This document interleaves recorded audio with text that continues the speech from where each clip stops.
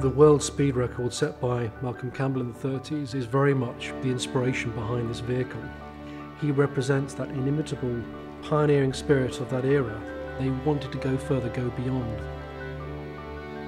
Bluebird was about pushing the boundaries, and that's something that we at Rolls-Royce tried to do.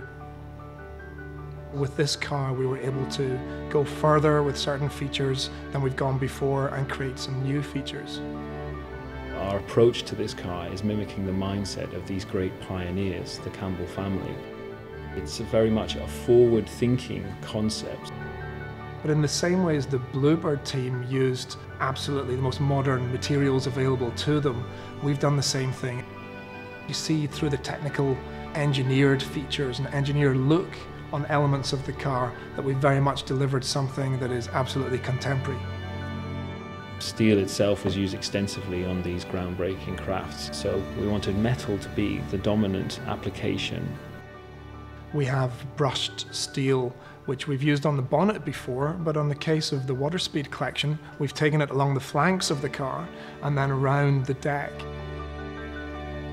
With the exterior paint on this exclusive collection car, we have taken inspiration from the blue waters of the northern Italian lake, Lake Maggiore, on which Malcolm Campbell broke his first water-speed record.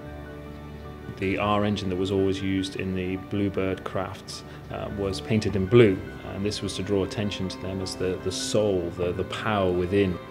What you will find as a Rolls-Royce first is on opening the bonnet that the whole engine bay is painted in the same Maggiore blue. It's also applied to the wheels, so we have fully polished wheels, but there is an accent with the same Maggiore blue. As you open the doors of the car, you'll see that at the end of the armrest, there's a beautiful engraving of a bluebird. It was something we focused huge design efforts on to get absolutely right, to ensure that there was the right level of tactile appreciation. The interior has that lovely sense of crafted excellence. Like the clock, for example, where we develop a brand new clock purely for this car. The little infinity symbol is something that we picked up off the Bluebird craft. For the steering wheel, we drew a design parallel with that of the treatment on both Bluebird K3 and K4, which both had blue steering wheels. As a Rolls-Royce first, we are introducing a two-tone accent steering wheel with this car. Looking at the instrument gauges, we have a blue zone.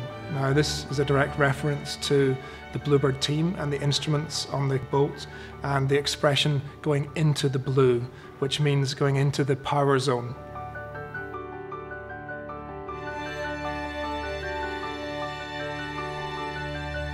I think Charles Rolls would have loved this vehicle.